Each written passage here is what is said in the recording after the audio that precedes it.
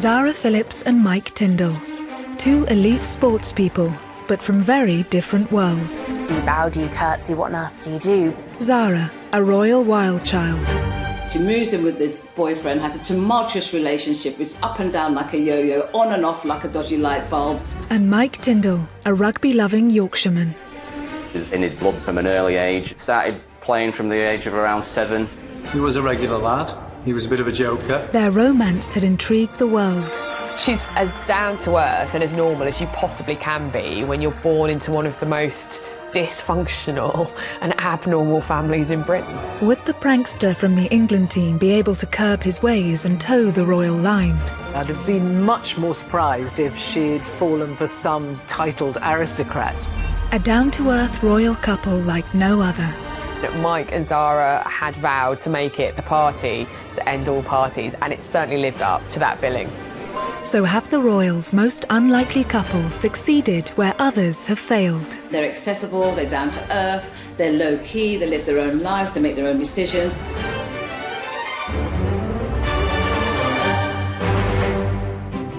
Edinburgh, 30th of July 2011. Zara Phillips ties the knot with former rugby union player Mike Tyndall. They looked incredibly happy, as everyone should on their wedding day. It was a very low-key affair, what you'd call, I guess, a traditional family wedding. Their wedding took place away from the spotlight. It was a far cry, perhaps, from Mike's humble beginnings and Zara's very privileged start in life.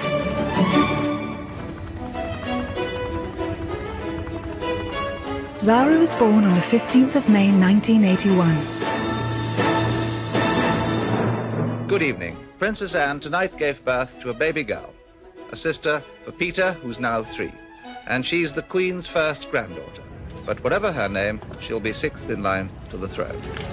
From the outset, Zara would be different from the royals who had gone before. She was also the first granddaughter of a monarch to be born without a royal title. I think not having a title has really set Zara free, which is what her mother wanted. It means that she doesn't carry out any official royal duties. I mean, she's hardly royal at all. It's just a coincidence of birth, really. Despite Zara's lack of title, she was born a royal, and with that comes a bubble of wealth, pomp and public attention. Princess Anne wanted her children to have as normal an upbringing as she could give them. That meant shielding her from the pressures she was born into. Zara went to a local primary school. Her only royal head start was an introduction to the world of equestrianism. Horses are absolutely in Zara's DNA. If you cut her open, running through her like a stick of rock would be horses. Undoubtedly, she was sitting on ponies before she could walk. Ponies and horses are just part of her mother's life and her grandmother's life. 200 miles north in Yorkshire, Michael James Tyndall was born in the market town of Otley. His dad was a banker and his mum, Linda, was a social worker. Look back a little further in his family tree and there are stonemasons, bootmakers, weavers. Like Kate Middleton, his ancestry is resolutely working class. From an early age, Mike showed signs of enjoying sport, and rugby was the favourite in his family. The Tyndall family have got a massive connection with Otley Rugby Club. Philip, Mike's father, was captain there, and a lot of his uncles played for the club, and then his cousins as well. Mike's parents, Phil and Linda, worked hard to send their son to a private school, renowned for its rugby. Mike came into the senior school as an 11-year-old, and he was a very talented sportsman in a very talented year. When I was in charge of under 12s, it was the first team he played for. Then I was coaching rugby and teaching him sport through the school. And his maths teacher, Mr. Fitzsimons, remembers him well. Mike was quite a character. He could be a bit cheeky sometimes, even a bit naughty. He would have called me Sir or Mr. Fitz, or when he thought I wasn't listening, Fitzy. He was a regular lad. He was a bit of a joker. They used to tease me that I looked like Phil from EastEnders. I don't know if Mike would ever describe himself as a mathematician, but he did used to work hard. It perhaps didn't come as easily to him as some of the other things he did in school. Aged just 13, Mike had his first encounter with royalty, when the Queen attended his school to present a trophy. Mike was actually at the school when the Queen came to visit in 1991 as part of the 400-year-old celebrations, but I very much doubt he would have expected to one day marry the Queen's granddaughter. Despite this brief introduction to the Queen, Mike was firmly focused on the sport he loved and becoming the best he could be. Mike was outstanding, and I often found myself having to substitute him so that we could give the other team the opportunity to play a little bit of rugby. Well, the other lads recognised it. He was a big, powerful, strong athlete and a very good rugby player. I remember watching our first Twickenham final as a school in 1995, and he came on as a replacement. He was only in year 11 and quite quickly went on this confident run with the ball, and I think that summed him up really. He wasn't fazed by the challenges that faced him, either in the maths classroom or on the rugby pitch.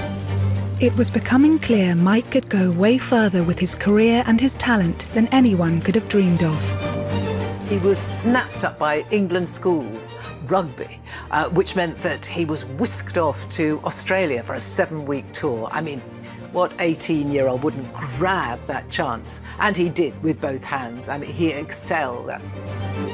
When Mike was leaving school in 1997, rugby was just turning professional, and he had the offer of a professional contract at Bath.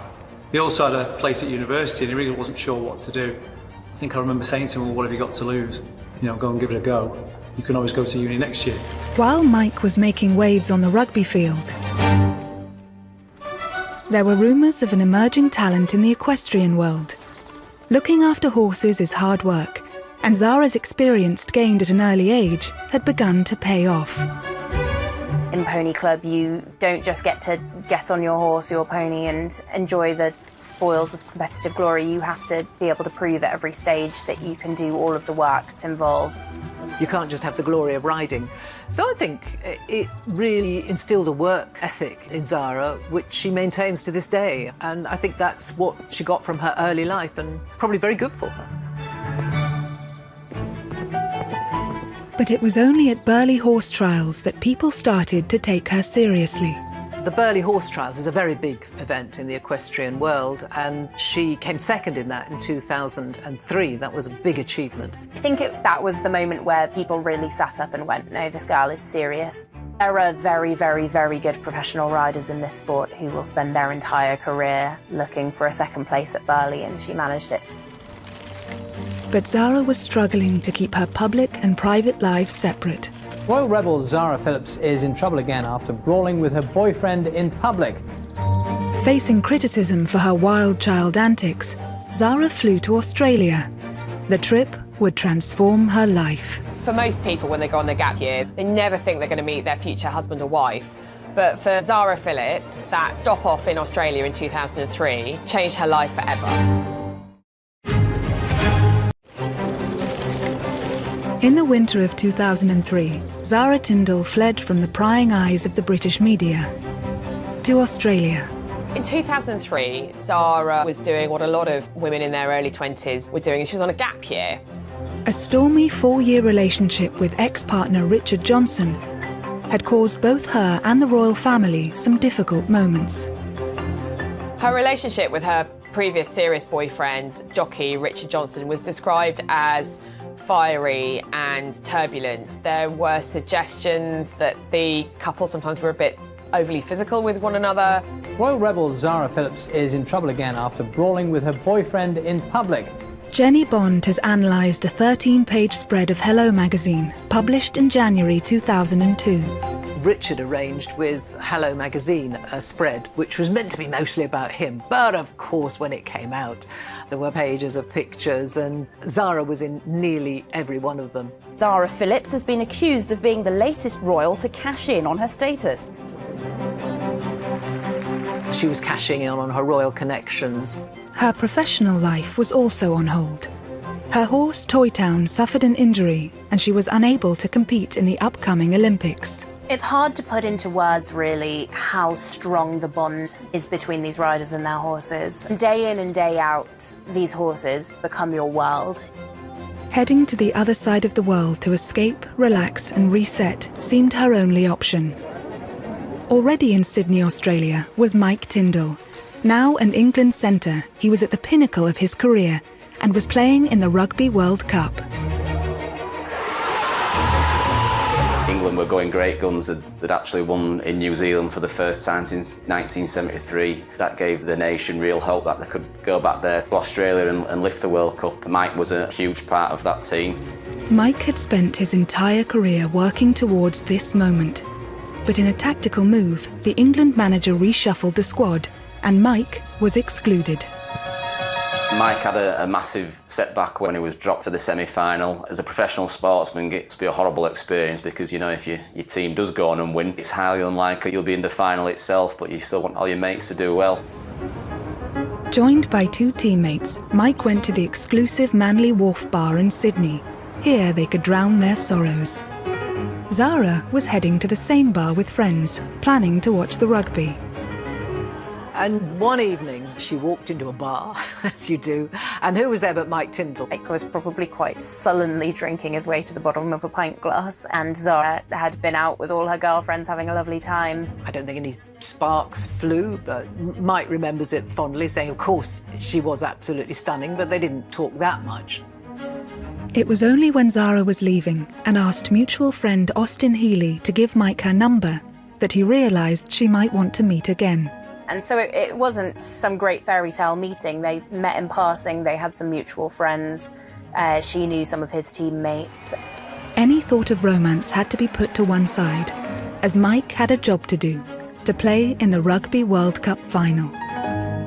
It's funny how all that happened in the same short space of time, getting Zara's phone number and the same time that he's drowning his sorrows after being dropped from the England semi-final. As a professional sportsman, I'm sure it might have not been the first thing on his mind. I think getting back in the team would have been paramount to him, but obviously that was something that was there in the background. Sydney, the 22nd of November 2003, the day of the Rugby World Cup final.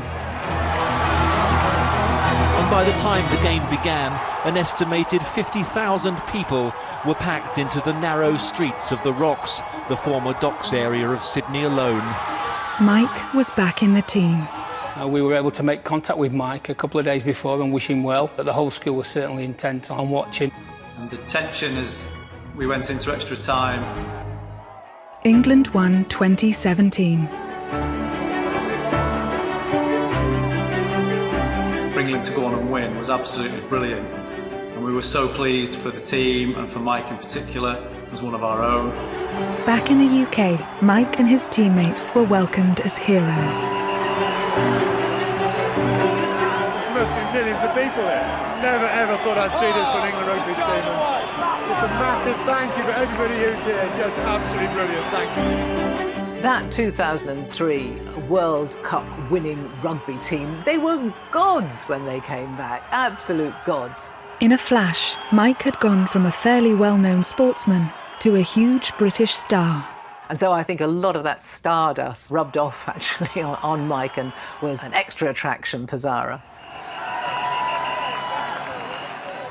Mike now had a taste of the media scrutiny that Zara knew as a royal, but his grassroots background helped him to take it all in his stride. Zara and Mike began a secret courtship, and royal observers were soon taking an interest. They're fiery people, and they often have a great sense of humour. They're kind of people who work hard and play hard, and I think that's what Mike and Zara had from the offset. I think they had fire in their bellies and fun in their hearts. There were rumours that Zara was keen for Mike to share her love of horses. She even persuaded him to get in the saddle. You'd need a fairly robust sort of horse, I think, to carry any sort of world-class rugby player, but certainly in the very beginning of their relationship, I think Mike did take to the saddle a few times. And what I gather, Zara found him quite unteachable because he only wanted to gallop. So his riding career, I don't think, lasted particularly long. The pair soon became inseparable. Never been surprised, actually, that Mike Tindall and Zara got together. I mean, he is a down-to-earth rugby Yorkshire lad, and I think that's exactly what Zara liked about him. What did he like about Zara? I mean, what is not to like about Zara? She's got a dirty sense of humour, she's incredibly good looking, she's game for a laugh, she'd probably drink him under the table. And I think Mike Tindall was the kind of guy who absolutely loves all those qualities in a girl. The press were at every event, keen to capture a moment that confirmed Zara and Mike were an item. And it wasn't long before their first public kiss was caught on camera. Pictures of them quite often, obviously enjoying one another's company, in love, and I suppose breaking royal protocol, if you like. They were kissing and cuddling. I think Zara's a very tactile person. With the pair settling into their romance, the biggest test for Mike would be meeting her family and winning the royal seal of approval. The royal family are historically enormously sporty people. They would have taken a huge interest in what he does for a living. I can't imagine that took the pressure off him for a moment. Anne had opted for a man from Civvy Street for her second marriage, so it was no surprise that she approved of down-to-earth Yorkshireman Mike. Next up was meeting the Queen. Do you bow, do you curtsy, what on earth do you do? But I think he was probably very well prepared, and I expect he probably found it perhaps easier than he expected to. Mike was always a very laid-back character. Whilst obviously very intense with his sport, he took things in his stride, and I think that's probably helped. I remember a conversation with Mike's mum and dad here in school. Mike was going out with Zara, and they'd actually recently met Princess Anne, and despite not knowing what to expect, they described her as being very down-to-earth and made them feel very at ease, which was lovely. Mike was soon approved by the sport-loving royal firm. If the royals are a horsey family first, it's fair to say they're a rugby family second. They're all very keen rugby supporters. Zara is a very keen rugby supporter. Anne has been a patron and supporter of rugby. As the romance blossomed, commentators saw a change in Zara.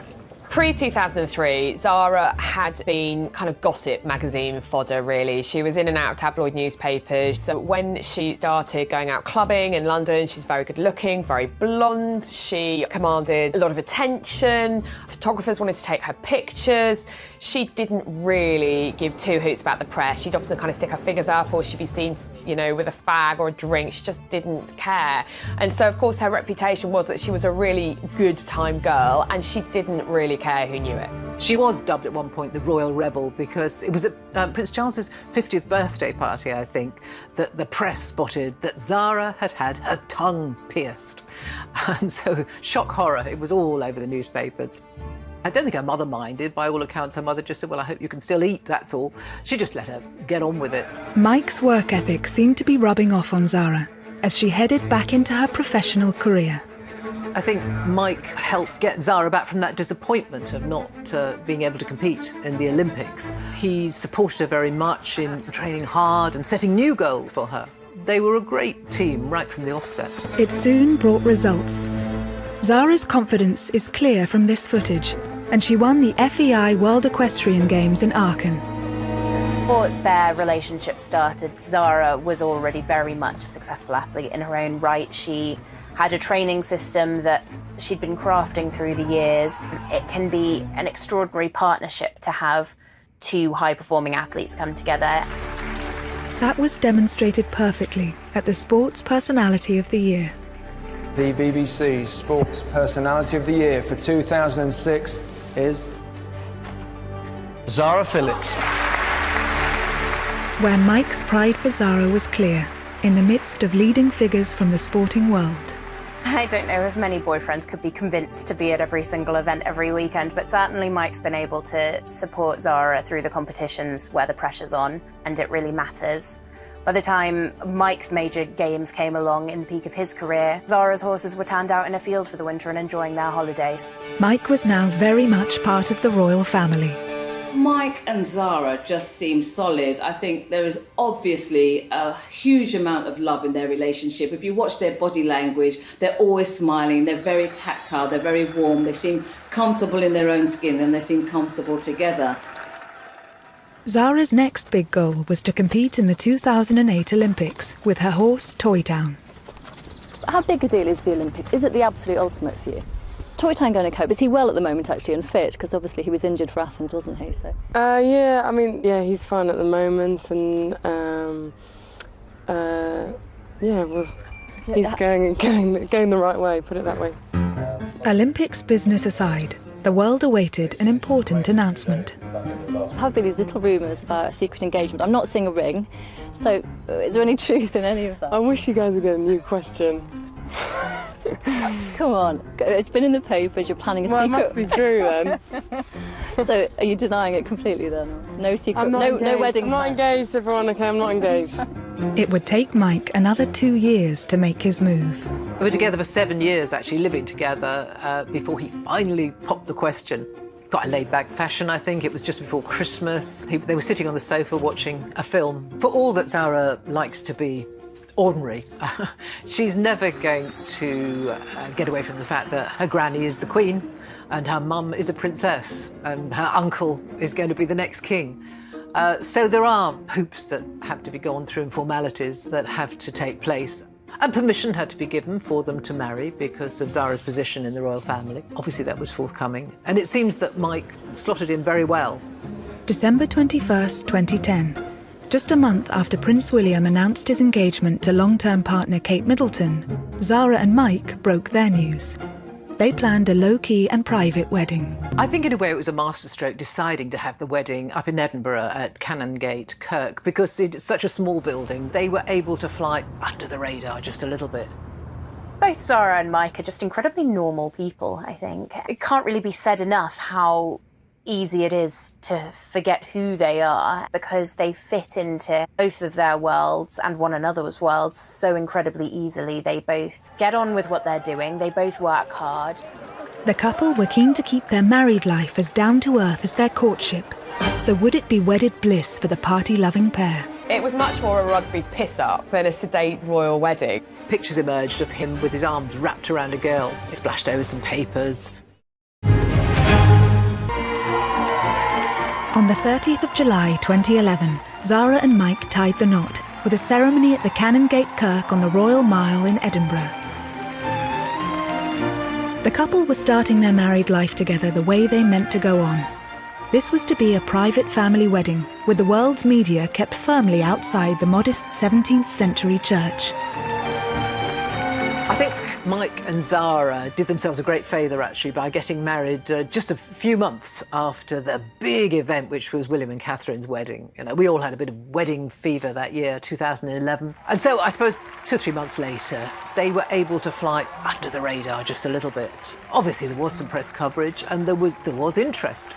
About 6,000 people gathered outside Canongate Kirk in Edinburgh. But it's not a church that many of us know anything about, and it's nothing like the glamour and the decor of Westminster Abbey. The broken-nosed bridegroom got to the church more than an hour early, accompanied by his best man, fellow rugby player Ian Bullshaw. Mike arrived chewing gum, actually. He got a bit of stick for that, but hey, I know, bridegroom with fresh breath, nothing wrong with that, I don't think. Obviously, there was an incredibly impressive guest list. No heads of state, no dignitaries, they didn't need that. But they had the Queen and the Duke there and all the senior members of the royal family. So it was a very posh wedding in that way. It wasn't a big public occasion. You know, the cameras were not allowed into the church. She turned up looking very beautiful and very, very happy. They had lovely weather, but it was very, very low-key. Her wedding dress, yes, was beautiful and glamorous, but it wasn't ostentatious and it wasn't showy, I don't think. I think it was just, it's a special day and it requires a special dress. So I think it was beautiful and it was her. On the day, I think both Zara and Mike Tyndall looked at their peak of happiness, which you would expect on your wedding day. But I think the reality with them is that they are a couple very much in love. I think she's met her soulmate in him. After the ceremony, the Queen and Duke of Edinburgh stayed at the reception just long enough for a glass of bubbly, before returning to Balmoral by helicopter.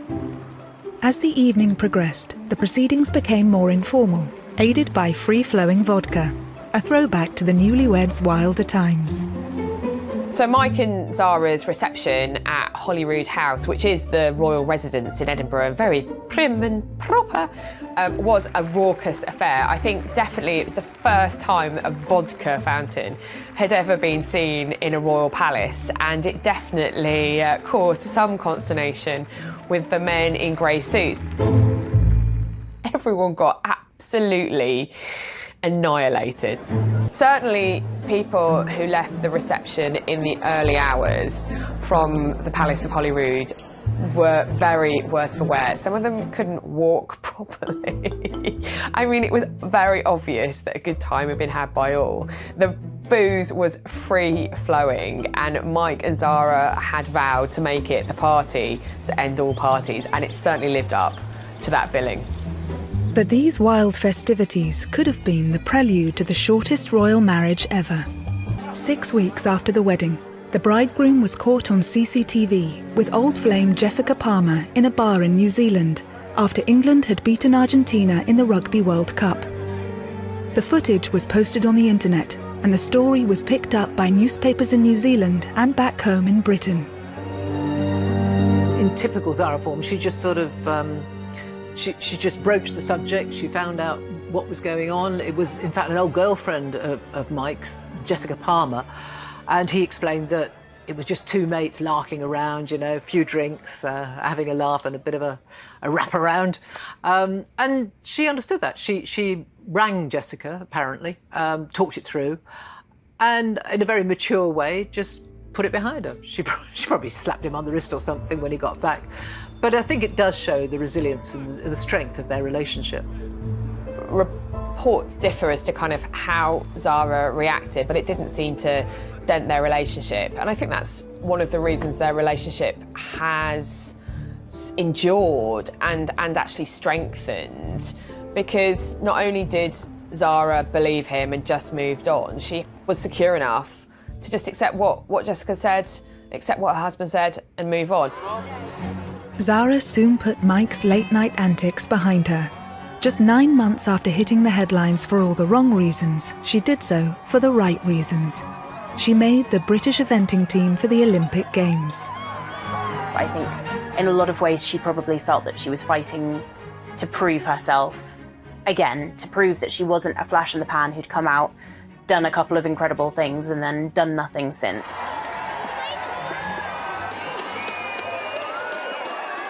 Zara's greatest success to date, and she may well go on to have other great successes, was in the 2012 home Olympics, the London Olympics.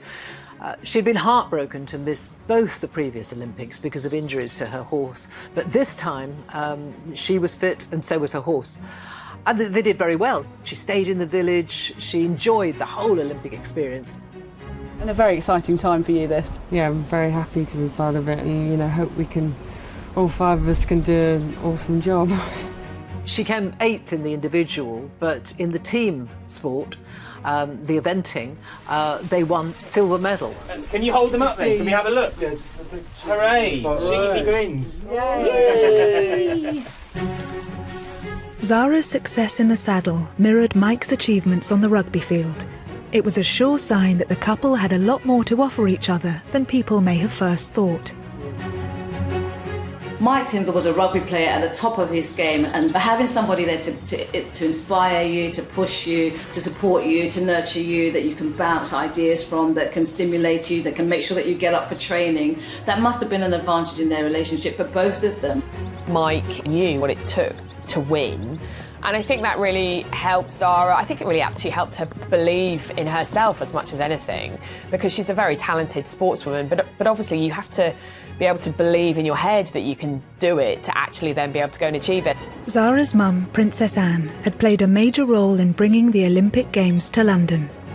Of course, she was a famous horsewoman herself and had missed out at the Olympic Games in Montreal. So I think she would have been slightly bittersweet, obviously, that she hadn't managed to win an Olympic medal. But knowing Princess Anne, I think that she would have been, if she'd have had to choose between having an Olympic medal herself or her daughter winning one, she definitely would have wanted her daughter to win one. And of course, she watched her win it, and she was absolutely delighted. And who pops up to give you your silver medal but your mum? And so that was a nice family moment. Tell me how that... Yeah, it was awesome. Obviously, she's part of the IOC, so... You were expecting it? It wasn't a huge surprise? I thought they might do it. Yeah. So, no, it was cool. It was really, you know, to get a medal anyway is amazing.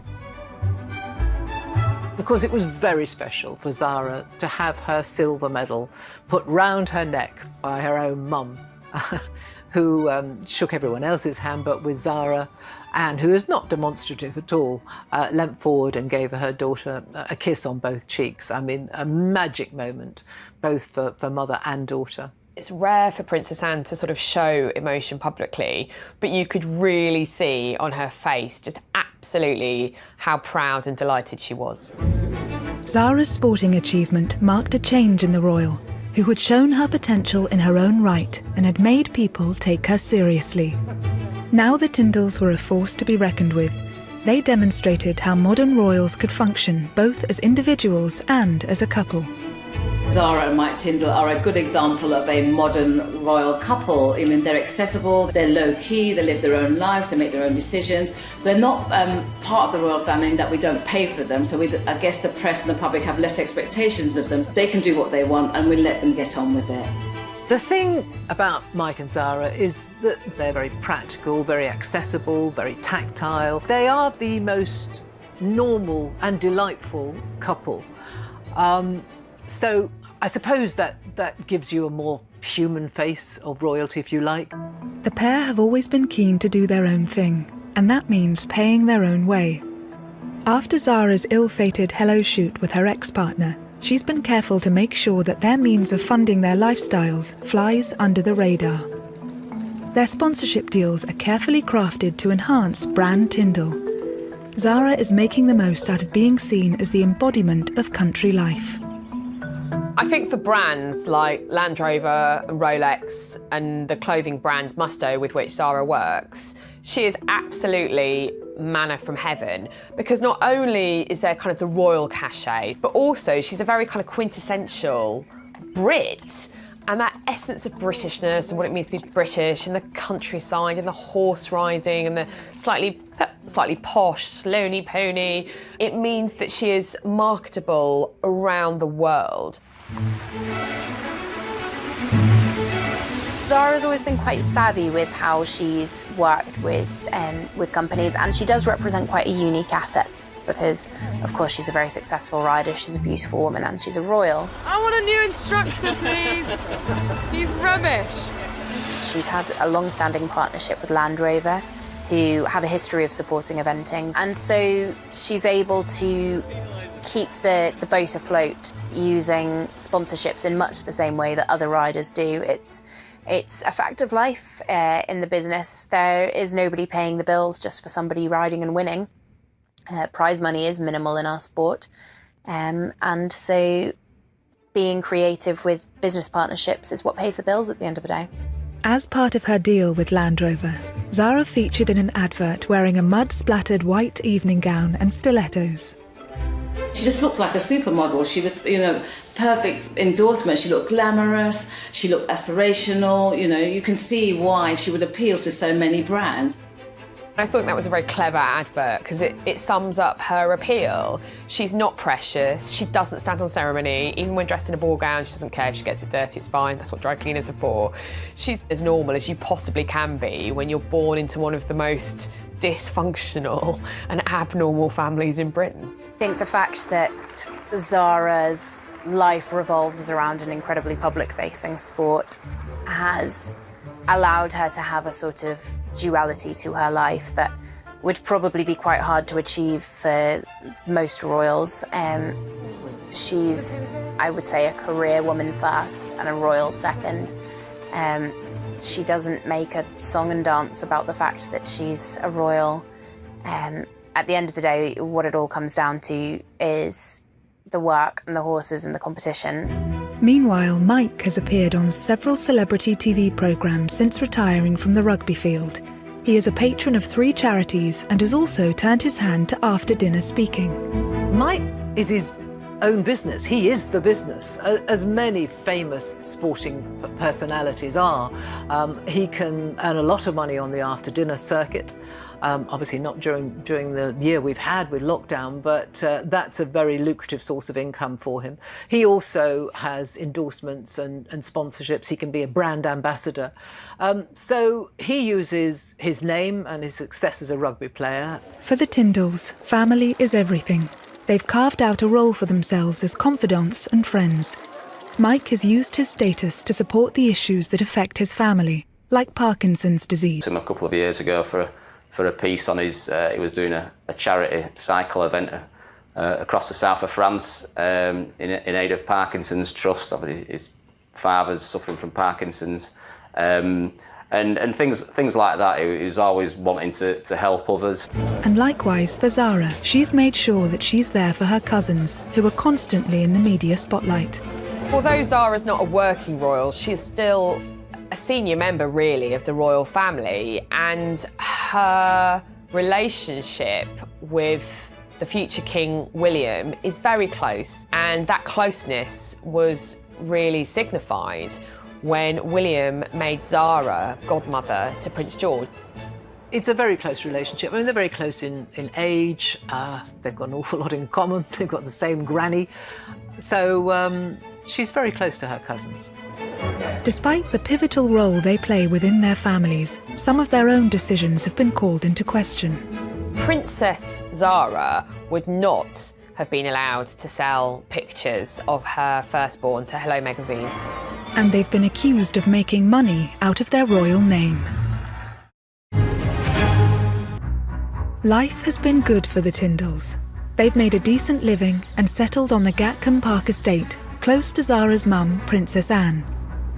They soon started a family, but eyebrows were raised when the couple sold highly personal photos of the Queen's great-granddaughter, Mia Grace, to the same magazine that upset the royal household last time Zara was featured. The first real pictures we saw of Mia were in Hello magazine, which of course they were paid for, which did raise some eyebrows because of course it is still the Queen and Prince Philip's great-granddaughter. Speaking to journalists, Mike had a logical explanation for going public with the pictures. We did it because people wanted it, and we had control over it. We had those photos done anyway, so it was more because people seemed to want it rather than anything else. Did you have to ask permission from the in-laws or not really? I'm not going to talk about that. Doing a photo spread in Hello is an absolute no-no for a working member of the royal family. But as daughter of a princess and not a prince, Zara was not born with a royal title. So there was nothing to stop her and Mike selling their baby photos. They took the criticism in their stride and refused to be drawn on it further.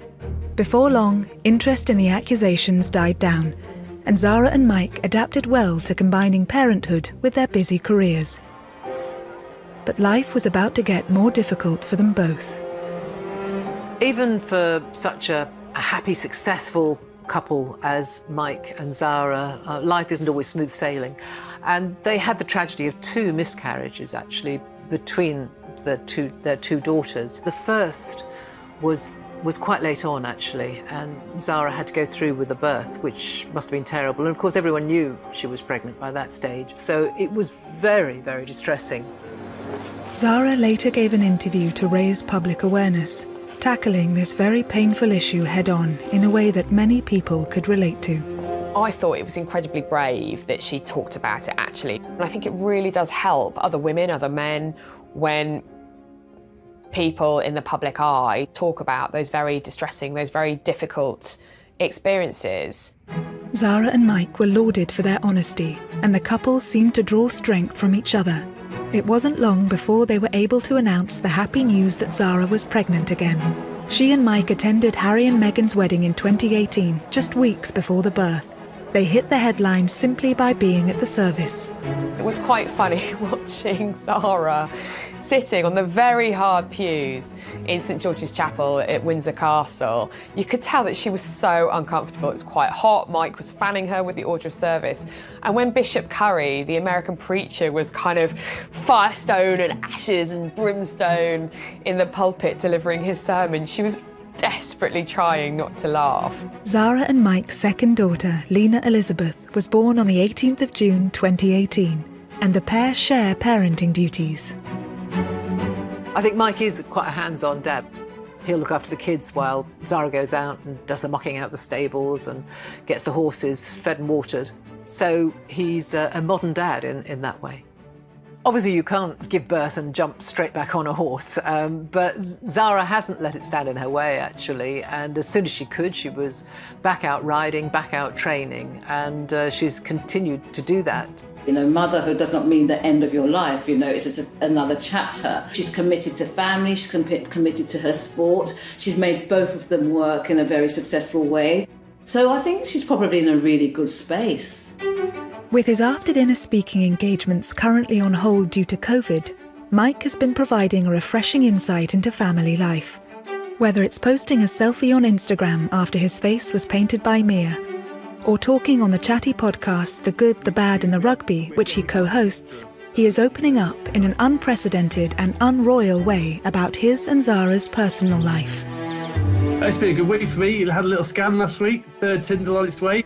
I'd like a boy this time. I've got 2 girls. I would like a boy, but I will love it whether it's a boy or a girl, but please be a boy. It was a far cry from the more formal announcements made by more senior royals.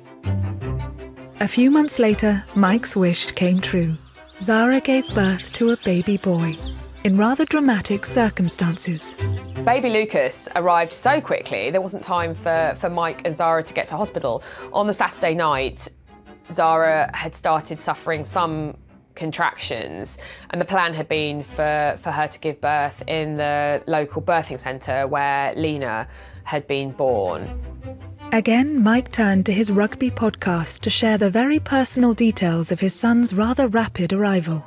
Sunday got even better because a little baby boy arrived at my house. Arrived very quickly, didn't make it to hospital, on the bathroom floor. You're kidding me! Stop up. So yeah, it was run into the gym, get a mat, get into the bathroom, get the mat on the floor, towels down, brace, brace, brace. I think Mike Tyndall has ended up being an asset to the royal family in that he's a connection to, I guess, us. You know, he's normal, he's authentic, he has a great sense of humour, he's a solid father. He loves Zara, he loves their family. He's made them a very modern family. With the arrival of baby Lucas, possibly there might be another rugby player in the family. Maybe he'll be the one who gets to run out at Otley eventually. But yeah, I imagine that at some point he'll be getting the rugby bug. Mike must be elated because he finally gets the boy that he wanted, and that, there's no doubt, being a rugby player, you can imagine that kid will be out on the pitch, on the field with his dad, having a great time. In typical Mike Tyndall style, he had joked that he would call the baby a COVID name like Covey or Covina, born during the time of COVID. But in the end, he and Zara chose very normal names, Lucas Philip Tyndall, for the little baby. And of course, Philip was a rather charming nod to both Prince Philip, Zara's grandfather, and Mike's father, who is also called Philip. Naming their baby after close relatives from both their families is just another sign of how well Zara and Mike work together. They just strike me as people that love each other, comfortable in their own skins, and are good for each other, I guess. The idea of a royal finding love in Otley is the stuff of fairy tales. I think Zara needed a big, strong character just like Mike, and someone who shared her passion for sport. And while the pair have proved they are by no means perfect, they've ensured the longevity of the young royals for another chapter. I think they're an incredibly likeable couple. You see them joking around together, very tactile, always a hand on his arm or his arm around her. They seem genuinely a lovely couple to be around, and really, really good fun.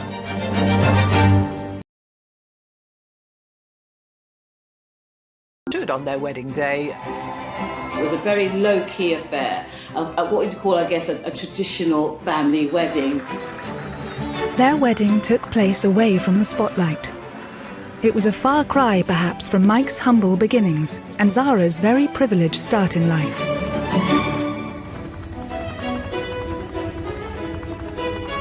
Zara was born on the 15th of May 1981. Good evening. Princess Anne tonight gave birth to a baby girl, a sister for Peter, who's now 3.